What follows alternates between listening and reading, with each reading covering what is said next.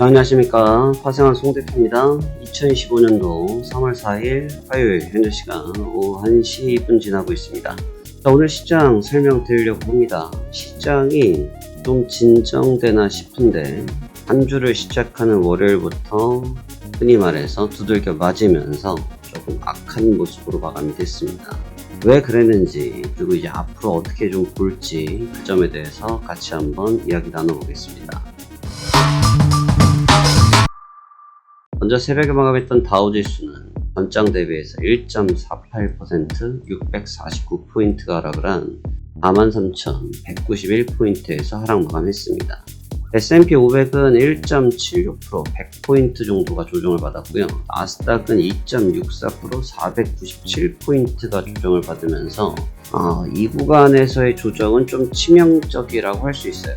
19,000을 회복하기 위해서 작업에 들어갔던 상황이었는데 19,000을 바로 문전에 두고 무너져 버리면서 조금 나쁘게 깨졌습니다. 조금이 아니라 많이 나쁘게 깨졌어요. 그래서 왜 그랬는지를 좀 봐야 되는데, 먼저 개장 초반에는 지난주 금요일 시장이 괜찮게 반등을 하고 마감을 했습니다. 그래서 월요일장도 역시나 그 상승분을 좀 이어가면서 기술적 반등을 이어갔는데, 문제는 장 후반부가 되면서 판세가 뒤집혀졌고, 정확히 말하면 장 막판에 대해서 판세가 좀 뒤집혀지면서 거의 3시, 4시경이 다 돼서 장이 급속도로 무너지기 시작했습니다. 왜 그랬느냐를 보면, 일단 트럼프 대통령이 캐나다와 멕시코에 대해서 관세를 강행하겠다라는 발언을 했고요. 결국은 이제 시행을 하게 됐고, 물론 이제 중국에 대한 푸시도 같이 이루어지면서 관세 분쟁이 이제 현실화 되어지는 측면 때문에 증시가 강하게 자극을 받는 모습을 보였습니다. 여기에서 조정을 좀 받았던 부분이 예를 들어서 좀 기술적으로 행보를 하고 있거나 하면 덜했던 상태인데, 반등 시도 중에 꺾여버린 상태다 보니까 어떤 매물이 나왔냐면, 기존에 있었던 저점 매수를 했던 매수자들과 추격 매수를 했던 추격 매수자들과 신규 매수자들이 세 가지가 모두 겹치면서 동시다발적으로 물량이 좀 쏟아지면서 거래가 대규모로 좀 집결되면서 밀려버리는 모습을 보였습니다. 일시적으로 좀 지켜내긴 했지만 시장을 크게 이겨내지는 못했고요. 굉장히 아픈 위치까지 밀려버렸다라고 볼 수 있습니다. 현재 이 상태라고 하면 사실 추세가 깨져버렸어요. 객관적으로 보면 어제까지는, 그러니까 금요일까지는 쏘쏘 정도까지는 볼 수 있었었는데, 어제 하락으로 인해서 추세가 지금 완전히 좀 깨져버린 상태가 돼버렸거든요.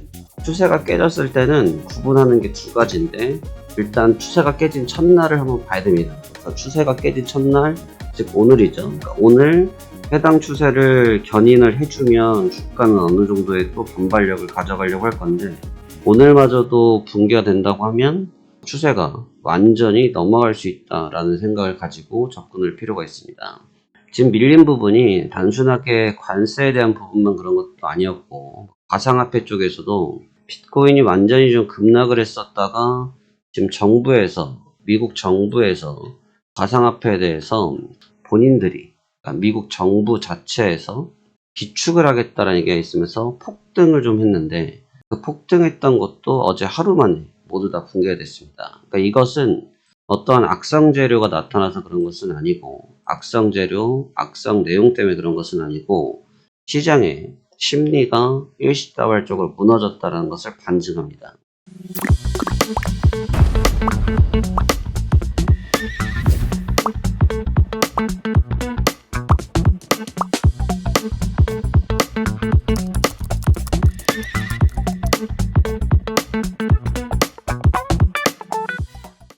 그래서 지금 여기에서 이제 판가름이 좀 중요할 것 같은데, 다행인 것은 물가 지표를 보든 이제 국채를 보면, 제가 국채가 4.6, 4.5대 늘 좀 조심스러운 위치다라는 말씀을 드렸는데, 국채가 어느덧 4.2선을 하회하기 시작했습니다.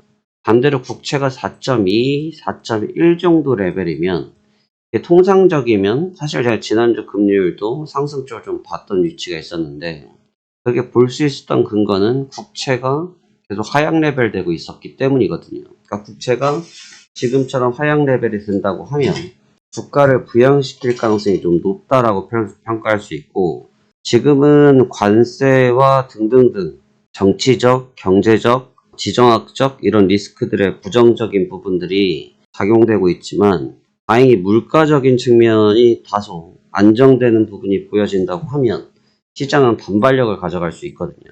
사실 위치적으로 보면 국채, 즉 물가에 대해서 우리가 평가를 하는 데이터들은 조금 안도감을 찾기는 시작했어요. 근데 워낙 관세에 대한 압박이 크니까.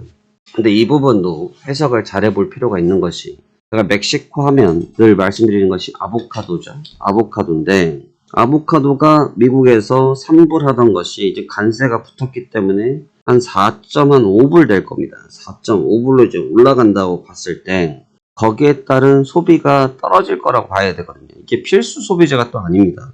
꼭 먹어야 되는 건 아니니까요. 그러다 보니까 이 물가 그 부분이 오르는 게 사실은 관세 때문에 오르는 거기 때문에, 관세 때문에 이 가격이 올랐구나라고 생각하면서 플러스 알파를 뭘 생각하면 이렇게 되면서 인플레이션이 되게 자극이 되겠구나 이런 생각을 할 수 있거든요.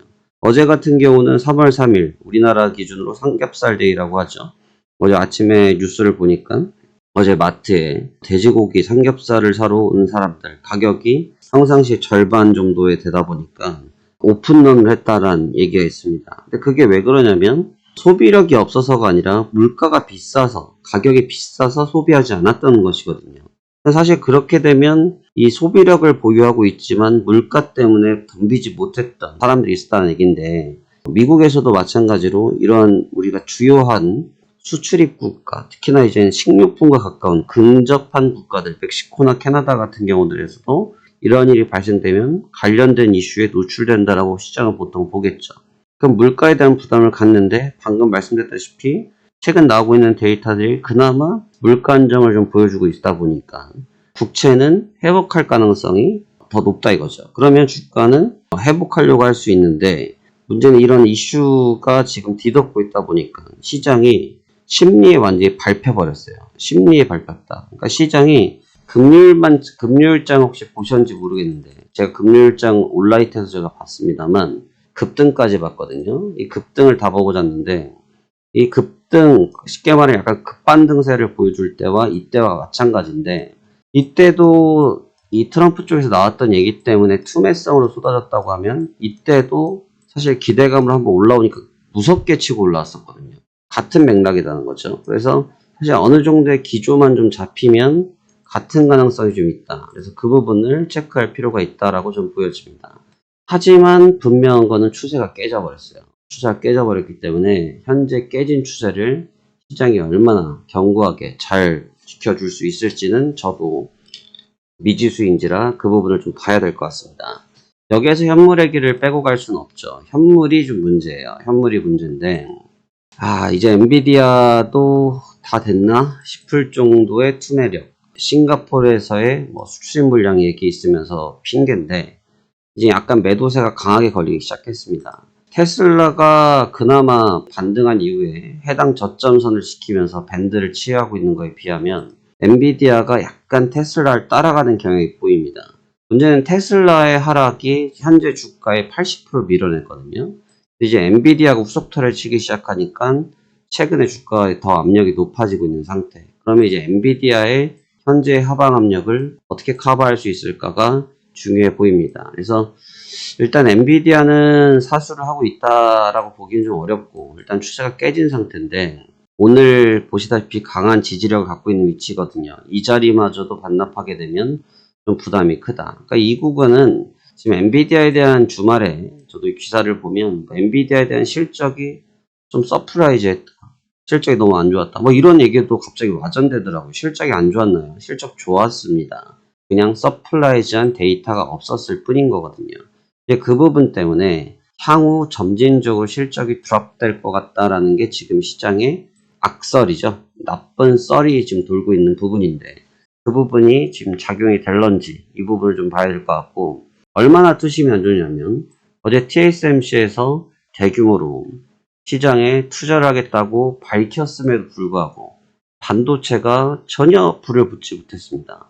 왜 그러지 못했을까? 그만큼 현재 시장이 갖고 있는 하방 압력, 특히 투자 심리 압력, 그 다음에 이제는 어느 정도의 상승분 이후에 차익 시장 국면, 이런 부분에 대한 인식이 강해진 것 같습니다.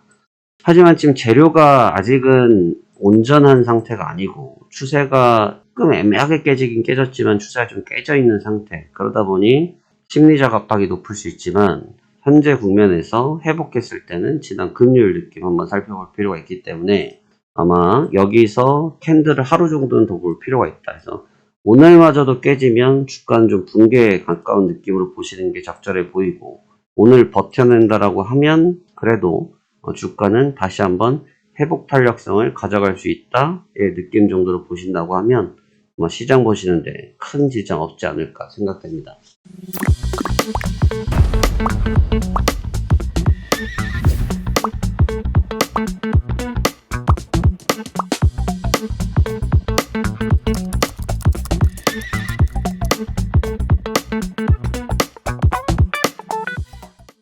시장이 굉장히 까다롭습니다. 어떤 기준점을 잡기 특히 어렵고요. 그 다음에 기준점을 잡는다고 해도 그 기준점들이 쉽게 깨지고 있다 보니까 굉장히 어려운데, 이런 구간일수록 제가 드릴 수 있는 얘기는 딱 하나입니다. 이기냐 지느냐의 문제는 둘째고, 여기서 내가 기준을 잡고 있느냐 못 잡고 있느냐입니다. 양빵은 못 먹어요.